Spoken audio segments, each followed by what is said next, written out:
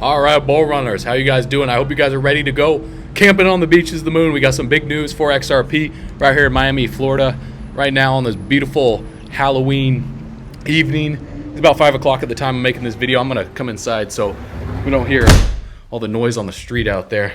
You guys ready? It's your commander-in-chief here, all aboard the spaceship as we get ready to blast off in these crypto markets, talking about some big news taking place right now. XRP sitting at 60 cents. Right here, we're getting to the XRP to the US dollar price chart.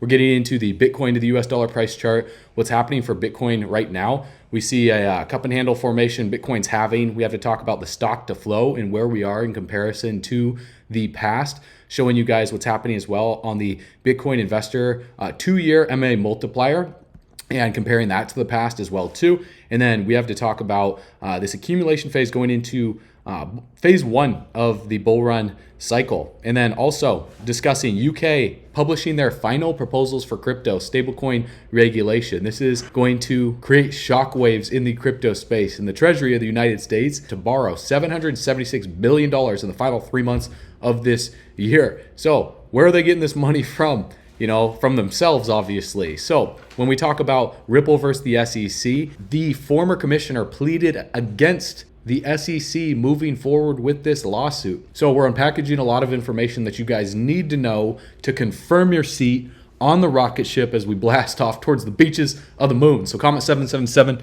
if you're feeling blessed, if you're feeling bullish. And if you're going to become the first millionaire in your family tree, you know what to do. Confirm it by taking that like button, grabbing your putter, and just tap it in, give it a tibbity taparoo, sink the putt, do it for grandma, because we're beating the SEC and we're buying her house back with XRP. Let's run it.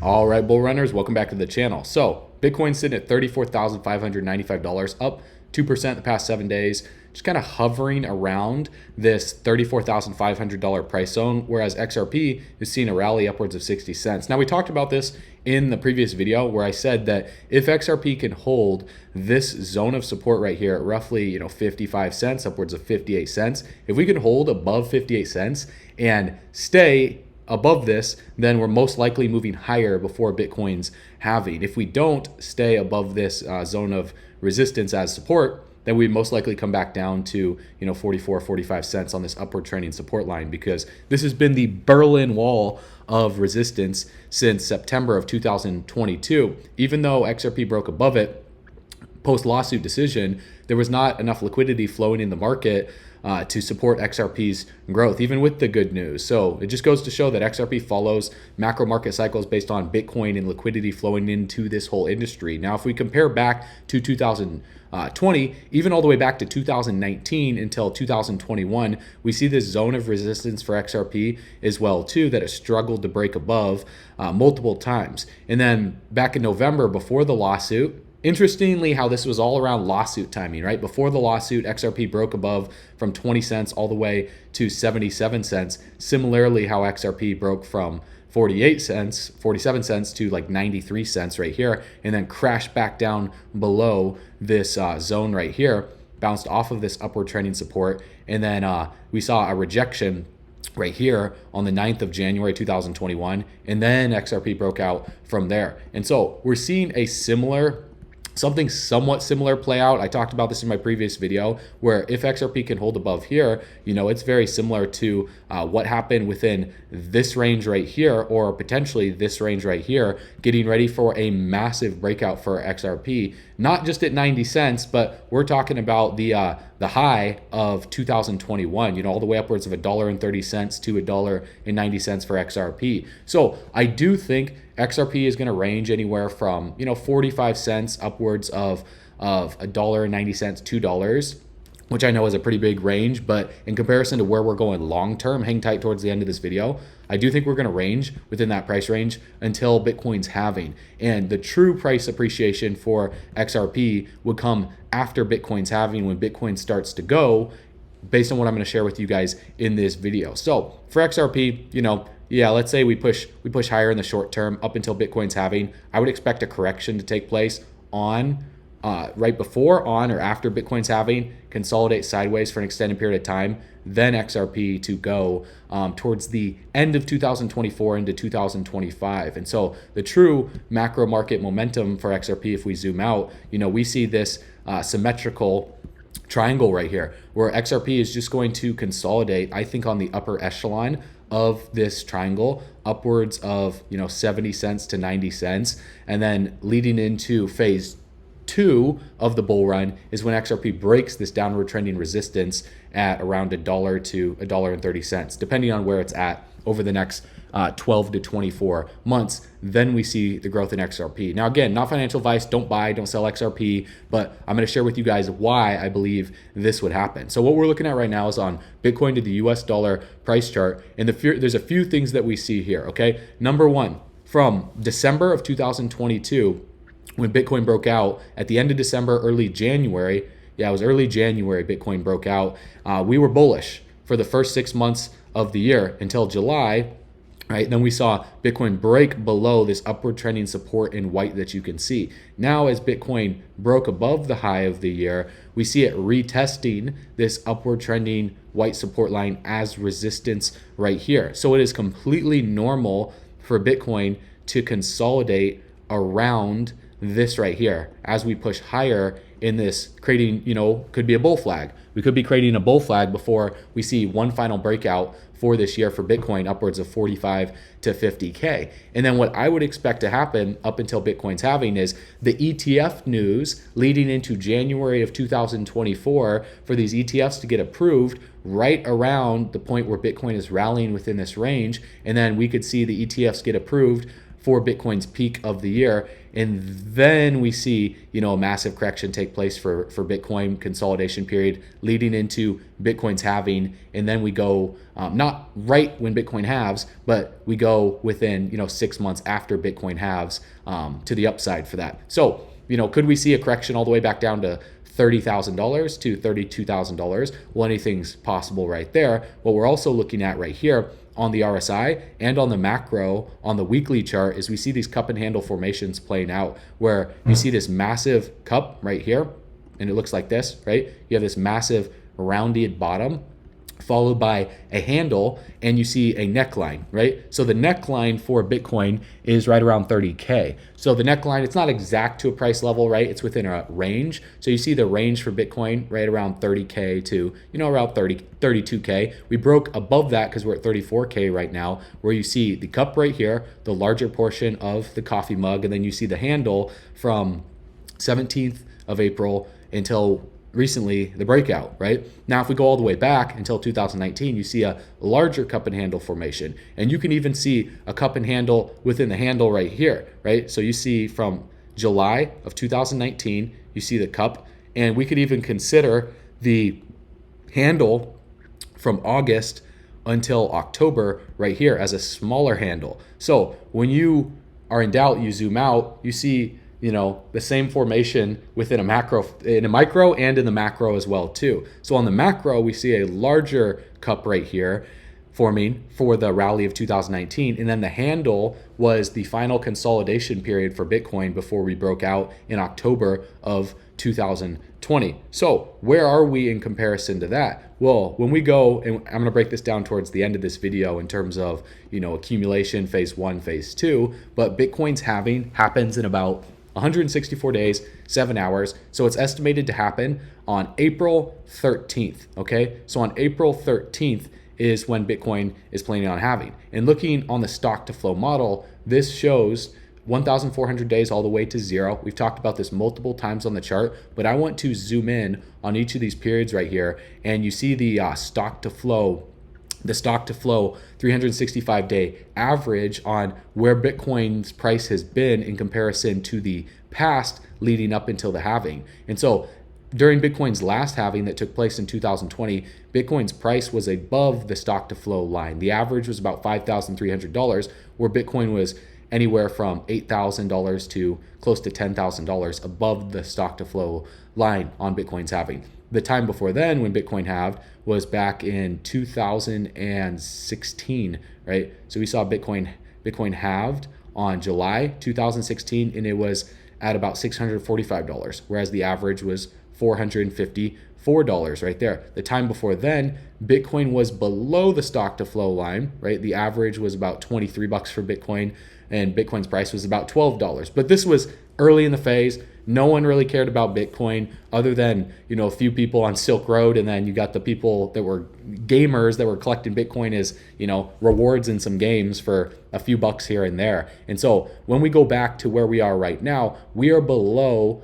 the stock to flow line.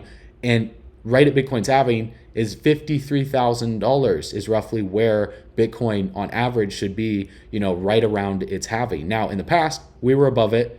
On the last halving, the halving before then, 2016, we were above it. And then the halving for 2012, we were below it. So 2 out of 3 times we were above it. So based on the averages, there's a high likelihood that we could be at or above $53,382 when Bitcoin halves, and then we consolidate right around that for a few months, and then we go on the massive bull run after that. Because as you can see, the last time that Bitcoin halved, was in May of 2020. It wasn't really until October. So May, June, July, August, September, October. So about 6 months it took 6 months for Bitcoin to go from $9,000 roughly up to the peak of $12,000, then beyond that to break $12,000. So Bitcoin didn't break out from the handle that you guys see right here until 6 months later. So you got time. So when people are saying you're missing out on Bitcoin right now, you have time. Even if you don't buy any Bitcoin right now, you don't buy any XRP right now, until after the halving, historically, you still have some time. Now, let's go back to the halving before then. You can see right here, the halving was in July, right? July 15th of 2000, or close to there, if I get it exactly to the day, early July, right? And then Bitcoin didn't break that peak until November. July, August, September, October, November, the end of November. So about 5 to 6 months, 6 months until we broke out from there. So you have until 6 months after Bitcoin's halving. Let's go all the way back until the time before then. November, the end of November of 2012. And then Bitcoin took until January of 2013 right here. So that took a while, right? 2012 all the way to 2013. So, almost a year for Bitcoin to break out. Then we went into the final phase of the bull run. And so where we are right now, we got how many days? 164 days. We have 164 days until Bitcoin halves. Then potentially another 6 months, 5 months, or 5-6 months to potentially a year of consolidation at $40,000, $50,000, and then Bitcoin goes. So right now is the most important time to be focused on, again, not financial advice, but what the elite are doing. Follow the banks, follow the elite. What's BlackRock doing? They're accumulating as much as possible. Now, another thing that we're looking at right here is on the RSI. We see Bitcoin is sitting at 70.85 on the RSI. And at the last time that Bitcoin was at this on the RSI was April 13th, when Bitcoin saw a price crash from $30,000 down to $24,000. And if we look back before then, that was the high on this deviation, this bearish deviation, where we saw higher highs on the price chart, but lower highs on the RSI and a falling wedge. The time before then was on the handle right here when Bitcoin was at $12,200 before correcting to the downside. So the real question is right now is if we break above 70 on the RSI and we push higher right now, similar to what happened in 2019 for this breach above 70, upwards of 80 or 90 on the RSI, then we see a correction coming closer to Bitcoin's halving. So if we can push upwards, what that would look like if we push higher on the RSI right now is that would look like Bitcoin, forming a higher high right now, upwards of 45, 50K, then seeing a correction right around the halving. Simultaneously, we see right here on the stock to flow line, and we go from blue to purple as we push upwards closer to 50K in terms of where the average price was, similar to what happened back here. However, when we were blue, meaning we were like 400 days until the halving, we were already at the peak of 2019. Whereas right now, we're getting closer to purple. So we could arguably be more comparable to this phase right here back in May of 2016 when we finally saw the breakout right about here. And if you look at the RSI during this time frame, we pushed above 70 all the way upwards of 89 before we saw a correction in a back test of the previous range. And so the real question is, will we push higher on the RSI right now? If we do, and we breach above 70, we hold 70 on the RSI as support, I would expect Bitcoin to go all the way up within this range right here to retest, this zone, which was the complacency stage during Bitcoin's bear market right here. We saw this bear flag right here where Bitcoin was consolidated for an extended period of time, then dropping off of the shelf during FTX, Celsius, Terra Luna collapse, and all that stuff. This would be the next zone of resistance for Bitcoin, 40K upwards of, 50K, as we see Bitcoin breach up within this range, the RSI topping out at about 80 or 90. Then we see Bitcoin, consolidate, and then we see another dip to back test 30K closer to Bitcoin's halving, consolidation, then break out of there after Bitcoin's halving 6 months, into 2024. So towards the end of 2024, early 2025 is when we see massive price appreciation. So yeah, sure. Like, let's say you accumulate Bitcoin now and Bitcoin rallies up or 40 or 50K, you can make some gains on Bitcoin, but the real money to be made right now is in the altcoin rally when the altcoin market starts to move. So I would not be FOMOing into these altcoins right now until we see Bitcoin push above 40, 45K. When that happens, then the altcoins are going to go crazy, guys. The altcoins are going to go absolutely insane. Now, looking right here at the 2-year MA multiplier, right? This is a Bitcoin chart intended to be used as a long-term investment tool because it highlights periods where buying or selling Bitcoin during those times would have produced outsized returns. And it uses, moving averages. It uses a moving average line, the 2-year moving average, and also a multiplication of that moving average line of the 2-year moving average times 5. So the X5 multiplication of the price value of the 2-year moving average is not of its time period. And buying Bitcoin when the price drops below the 2-year moving average, where you can see it's the green line, has historically generated outsized returns. And selling Bitcoin when the price goes above the 2-year MA times 5, which is the red line, has been historically effective for taking profit. And as you guys can see right here, the real peak of the market, which was closer to the red line, was actually the first top for Bitcoin. It wasn't the actual all-time high. So the real top for Bitcoin was right here, not right here. Because as you can see on the RSI, there was a deviation. We saw the RSI of above 90 right here. Then we saw the RSI actually at 65 at the peak right here. Then we saw the RSI at around 69 right here for the all-time high. So the RSI was already in a downtrend when Bitcoin was forming a higher high, right? You see the peak for the RSI right here when Bitcoin was at, $39,000. And then we saw the actual peak, the RSI was down. Then we saw the real all-time high, the RSI was down from there. So it just goes to show that when that happens and you see a bearish deviation like that, meaning we're forming higher high on the price chart and we're forming a lower high on the relative strength index, it means that the bulls are losing momentum, the bears are gaining control, and the price is most likely to reverse to the downside. Now, the real key here is when we form higher highs on the price chart, we want to be breaking the lower highs on the RSI, which is what we did. So as you guys can see right here, the RSI was upwards of 80, and we saw this descending resistance on the RSI from January of this year, and we were seeing higher highs take place on the price, right? We saw high right here for February out of the bear bottom of 16K, and then we saw another higher high. Simultaneously, we were forming a lower high on the RSI. Then we saw a higher high on the price chart right here.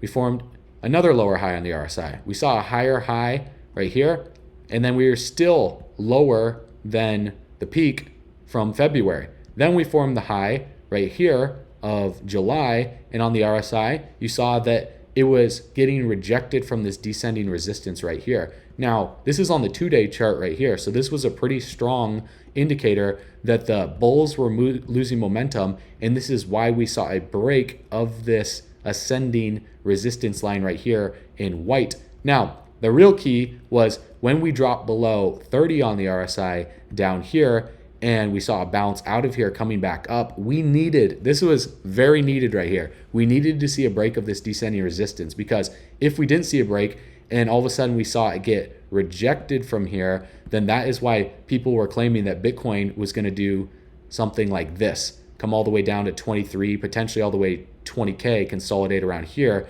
then break out of this range right here. That's what people were expecting. But because BlackRock stepped in and Larry Fink, the CEO, said that crypto is a flight to quality, that's what pushed the price up to this resistance right here. And now, if we can hold above 70 on the RSI, push higher on the what looks like the 1 week chart right here, when you zoom out, the strength in terms of indicators gets stronger if you can confirm these macro market trends right here. If we can stay above 70 on the RSI, then we're pushing upwards of 45 to 50K, which would be great. And then I think that would be the peak before Bitcoin's halving. Then we see a correction, and then the correction comes back down, potentially down to 30K. That's what I think would happen. And then we see consolidation right between 30K and 50K for 6 months. And then after that, 6 months leading into, so we go April, May, June, July, August, September, October. The end of 2024 is when we break out and we start making new highs for us to even pass the all-time high of nearly 70K. And so that's what I would be expecting. Now, when we look right here and we zoom in on the 2-year multiplier, we are above the green line right here. So we were below it in May all the way until recently. We just broke to the upside of it. So it's not the best time to accumulate Bitcoin, but it's still pretty close to the green line right here. Now, when we go back, this is what happened back in 2019. When we breached above it, Bitcoin really went on this massive rally. And that's when we saw Bitcoin upwards of $30,000. And then leading up to Bitcoin's halving, this was the handle formation. Bitcoin came all the way back down to the green line, rejected from it. And then we saw a black swan event for COVID take place, and then it broke out of there. Now, the time before then, we saw Bitcoin come all the way up here to $447, breached just barely above the green line, came back down, then went above it, came back down to retest it, consolidated sideways after Bitcoin's halving, then we broke out from there. Now, where are we right now? Well, we're just breaking above it, right? And we were under it for an extended period of time. And so I personally feel that this is going to be a conjunction very similar to, like 2019. We push higher, then we come back down to test 30K. Just like I said, we come all the way back down, maybe down here. We might not come back down that far. We might come down to 37K if we push upwards of 45 or 50 and then consolidate sideways. After Bitcoin halves, takes about 5 months, 6 months.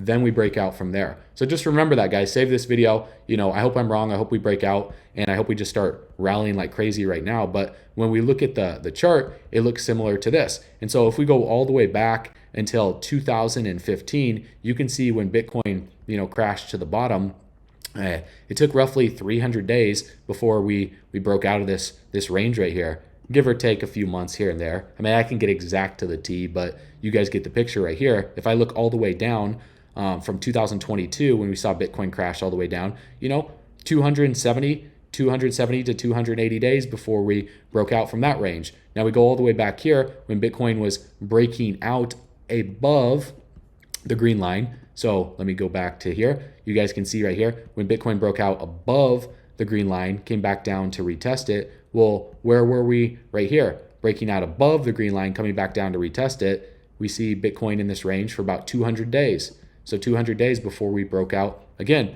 simultaneously, when Bitcoin broke out from $25,000, how long have we been in this range for? For about 200 days. So 200 days in this accumulation phase. Now that we broke 30K, we are in this phase right here, right? Leading up until Bitcoin's halving. And so that's where I feel we're going to push up a little bit higher, 40K, 45, maybe 50K, and then we come back down.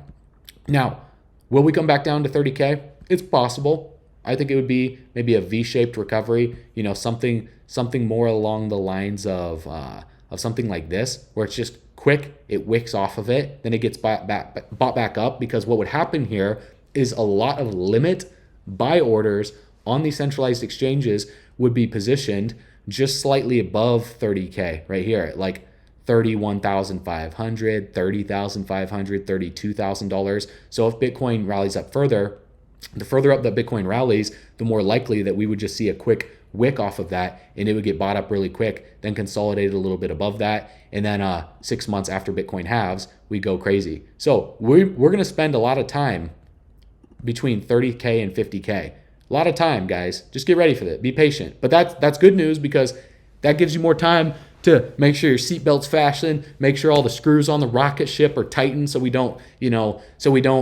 explode in the atmosphere, so we can actually make it to space, okay? If that's possible, unless we hit the dome wall for you flat earthers out there. But look right here. How long did it take from this breakout period before we really broke out? Another 200 days. Another 200 days. And then what happened here? We broke out, back tested the previous range, and then followed by breaking out again, back testing, breaking out, back testing. We saw these 20 to 40% corrections all the way up to the top. So being very volatile, but another 200 days. So where would that put us from this breakout right here if we were to measure 200 days? May of 2024. Could we see a month after Bitcoin's having a breakout, or could it be even longer? You know what I mean? It's anyone's guess there. We're going to have to address that when this comes. But in terms of where we are right now, we are looking bullish. Unless we break below 30K, it's going to be bullish. And once these ETFs get approved, and ARK Invest being the first one on the list, then we see BlackRock and then all the others getting blanket approved from the SEC. Then we go camping on the beaches of the moon. And also the UK is publishing the final proposals for crypto stablecoin regulation. So what is happening here? Well, the UK government published its final rules for the crypto ecosystem, saying it plans a phased introduction of regulation with legislation for fiat-backed stablecoins being introduced early next year. Now, what I could see happening here is because governments, they want control, they want the market share. I could see them introducing these fiat-backed stablecoins into the crypto market, kind of like their own USDC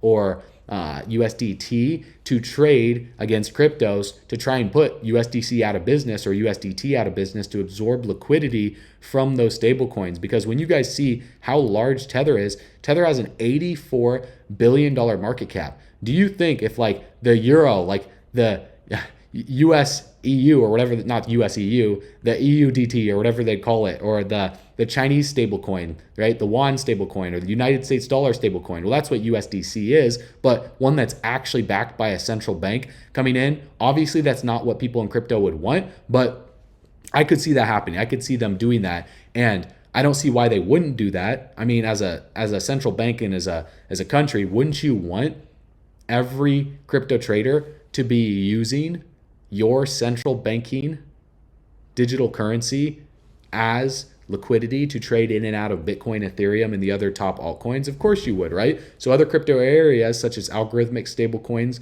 will follow as the government brings activities like lending and trading into the fold of conventional financial regulation. Now, obviously, you guys know how algorithmic stablecoins worked with UST, Terra stablecoin. That was a disaster. But according to an update published Monday, these rules will bring relevant activities under the purview of the Financial Conduct Authority, which is the FCA. So the plans are in line with an April 2022 policy set out by Rishi Sunak, then finance minister and now prime minister, to make the UK a crypto asset hub.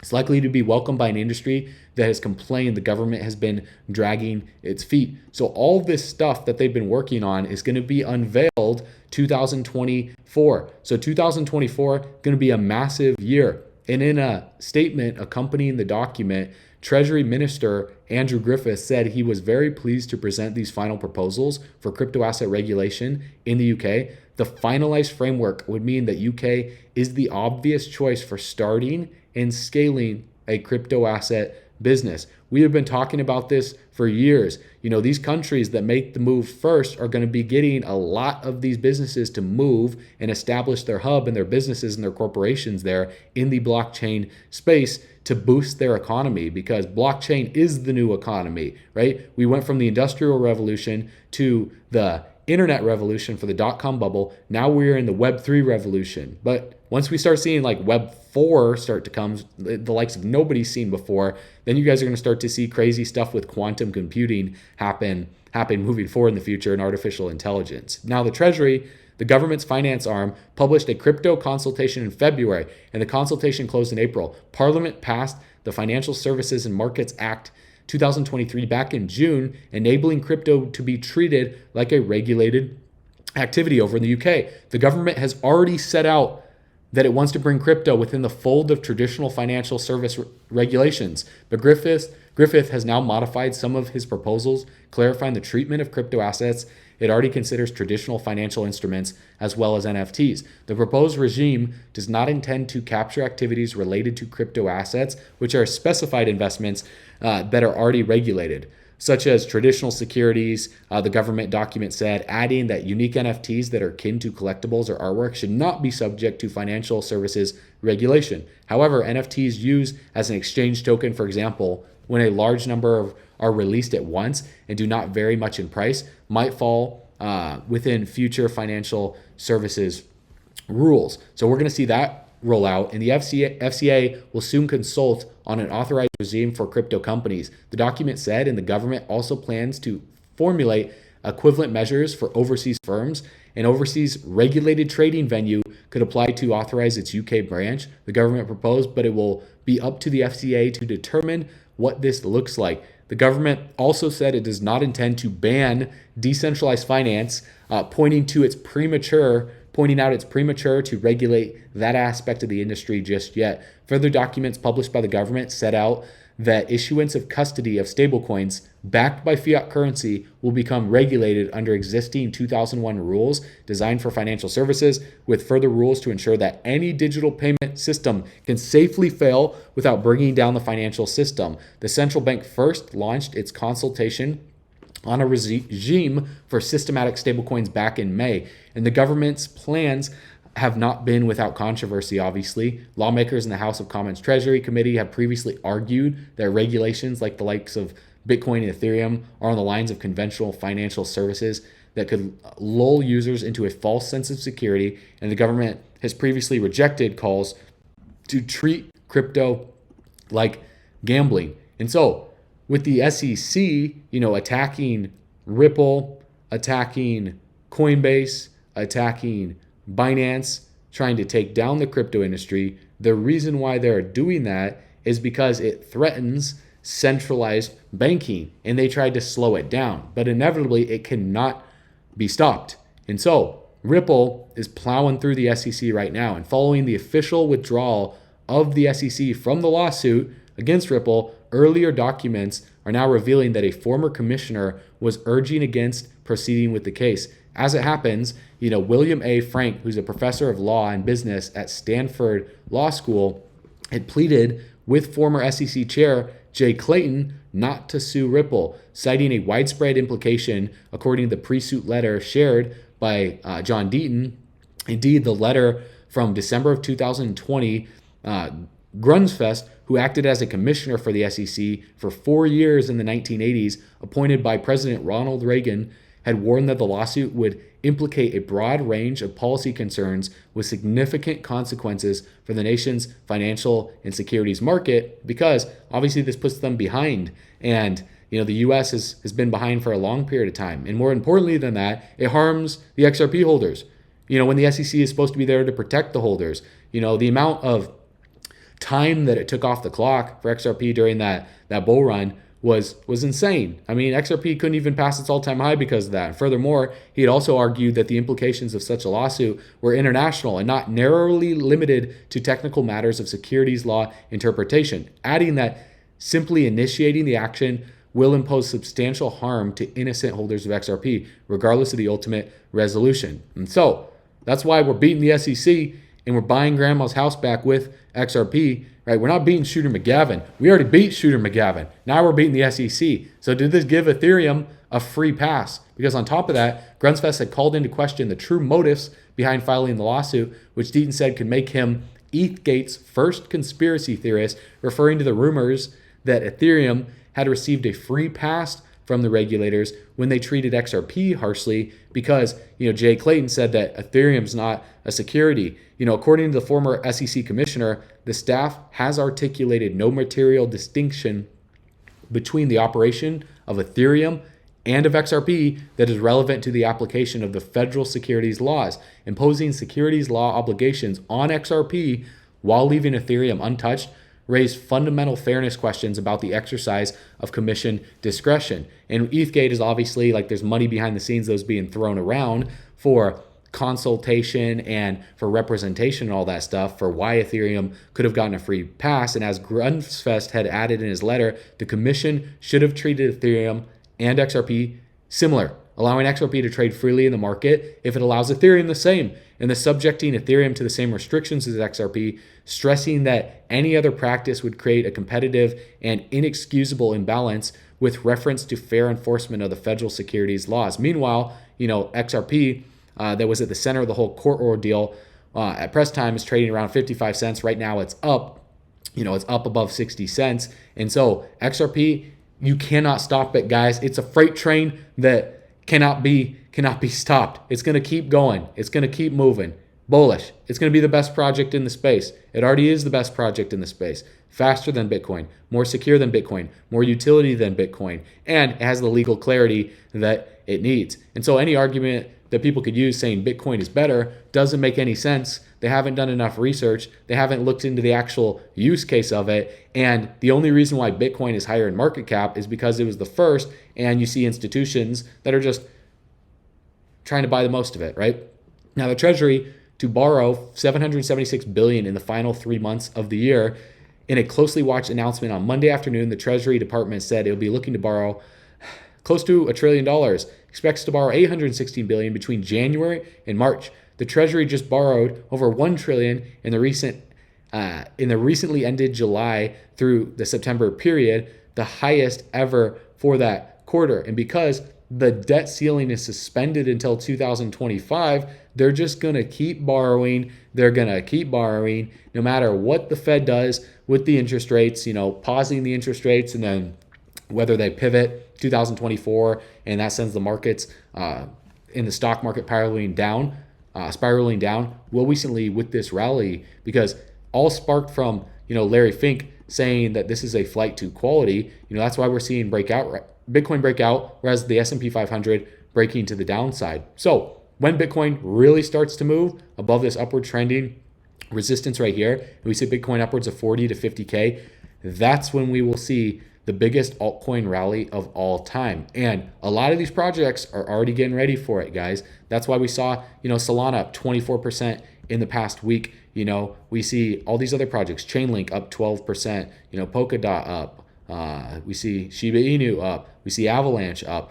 Cosmos is up. Massive market cap projects are already moving 15%. Near Protocol up 16%. It's $1.2 billion. So what does that mean? It means hundreds of millions of dollars are already flowing into this market. Where's that money coming from? It's coming from institutions. It's coming from whales, guys. So you have to be ready. So if you guys want to be the first to get access to our altcoin list of the top projects, the top 100 projects that we're the most bullish on first, then you can get on our early bird list at bullrunners.com. All you got to do, type in bullrunners.com. Link will be in the description of this video. Just click the big button on the page, put in your best email address. You'll be subscribed to our video newsletter. You'll get breaking updates like this before the algorithm can push it to you, because by the time this video comes out, you want to see it first, guys. You want to see these videos first, especially when I start breaking down the technical analysis of these projects. Doesn't mean that you should buy them. It just means that what I'm bullish on and what I'm seeing happen in the markets, and you guys will also be notified of when we launch our financial education platform, because we're backing up our truck all the way to the bank, grabbing our bags, packing them, stacking them, leaving no bags left behind, because we believe the spending power of the dollar is going down in value over time. That's a fact based on inflation. Blockchain technology, distributed ledger technology, and cryptocurrencies are going up in interest.